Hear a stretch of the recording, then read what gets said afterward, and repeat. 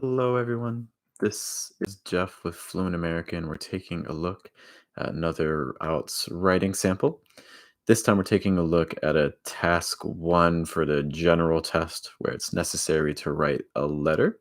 Okay, I've posted the link to the essay over in the comments. You can also see it in the video description as well. So we'll be talking about some things that I like, things that we may need to change, things like that. If you have questions about this as we go through, be sure to leave a note in the message box, in the chat box, or in the comments later, so that way I can try to clear up anything that's not understandable. Okay.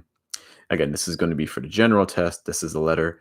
You're going to see in the comments, if you're joining us right now, that there's already a lot of notes. So I was already working with a student on this. So we'll just be kind of going through the notes that I have, talk about why I made them, for the suggestions, and anything else that we encounter today, if there's anything we want to add. Okay. So our prompt says there's a restaurant, they have an advertisement. We're going to write a letter to apply for a job as a waiter or a waitress. Great. Okay. We need to explain what we're doing, describe our suitability, and then say when we can attend an interview. Those are necessary for our task. Okay. All right. So we start off. My name's John Jones. I'm writing in regard to a post. Okay. So we had to add a preposition. You write in regards to something. Okay. In today's Toronto Sun, the Toronto Sun is the name of a newspaper. When you write the name of a newspaper or a language, I see a lot of people that say, for instance, I speak English language or things like that. It's not necessary. Once you have the proper name, you don't need to say what the category is. So when we say Toronto Sun, we don't need to add the word newspaper. It's okay. So in today's Toronto Sun, that I found in the job board. Okay, so originally my student wrote job board. I would suggest classifieds. That's like a very common name for the section of a newspaper that talks about jobs. Is the classifieds section. Okay. Job board I think is fine. It's just think classifieds might be a little bit more accurate. About an opportunity instead of as, an opportunity to become or to be a waiter in your restaurant. Okay. Believe the necessary skills to fill this position. You don't need this comma here. Okay, so originally my student had a comma. You don't need it when you have since in the middle of a sentence. Now, if you put since at the start of your sentence, like since I'm currently working as a waiter, comma, I believe I have the necessary skills. So if you start a sentence with since, you do need a comma in the middle. But if you put since in the middle of your sentence, no comma is necessary. Okay. So I'm currently working as a waiter in another Italian restaurant. Okay, so instead of just saying an Italian restaurant, I said another Italian restaurant. Why is that? Well, what this is implying is the restaurant that you want the job in is an Italian restaurant too. So when you say another Italian restaurant, that makes it sound like there's two of them. There's the one where you work, and there's the one where you're applying. So you work in one, and then you're applying to one. So when you're applying, you're saying, oh, I work in another Italian restaurant. That's not yours, a different one.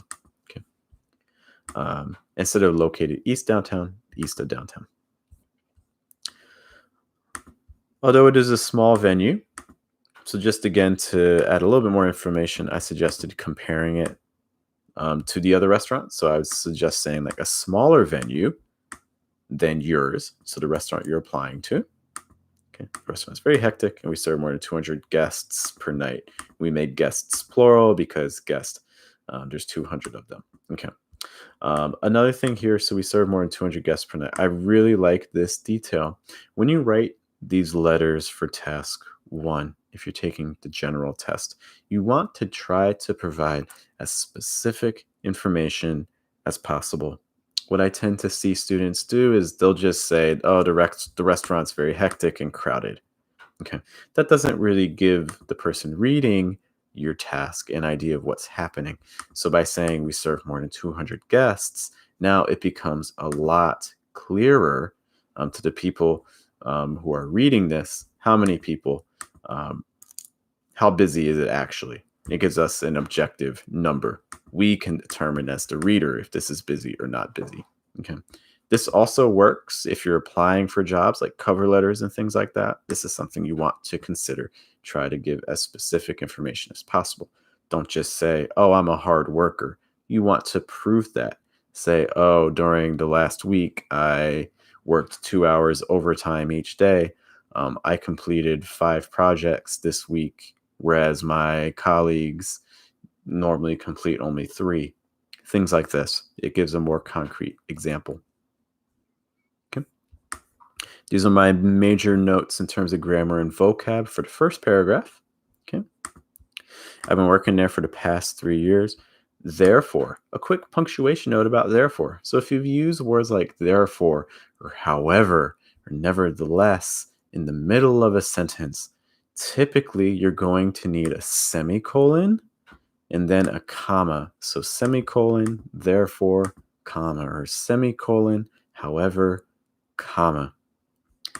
Your other option would be, instead of a semicolon, to use a period. So I've been working there for the past 3 years, period, therefore, capital T, comma, I know, great. Therefore, I know the vast majority of Italian dishes and desserts. Okay. You do have an opportunity here to give even more information. So, for instance, dishes and desserts, maybe from uh, maybe like different types of risotto to no, I don't know, or tiramisu, something like that. Okay, so just to give some more specific names, specific nouns, to show some of again some of your vocabulary. I also know how to prepare some of those plates. I respond to any questions that clients may have about them. Again, you have an opportunity here to describe a little bit more, push your vocab a little bit more, show some specific words. So, for instance, we could give a question like, for instance, I can respond to any questions that clients may have about them, maybe like such as what ingredients, maybe like each, what ingredients are in each dish. Okay, so again, just providing a little bit more specific information, and that gives us the word ingredients. Okay. Moreover, I recently finished a customer service course where I learned about wine and how to pair it with different types of Italian food. Great. I like this verb, pairing wines. Again, this is something that if you're scoring like a band 5 or even a band 6 on IELTS, you're probably not using the phrase to pair wine or pairing wine. Okay, so this is again to push that vocab score a little bit more. Great. Okay. So again, in terms of this paragraph, there weren't a whole lot of grammar things, just a couple opportunities where the vocabulary could be pushed a little bit further. Okay. Instead of I normally work during the night, some more common phrases that you'll see in the restaurant business. You could say I normally work nights, I normally work night shifts, or I normally close. Those are some common phrases that you'll hear for restaurants or in the food industry. Okay.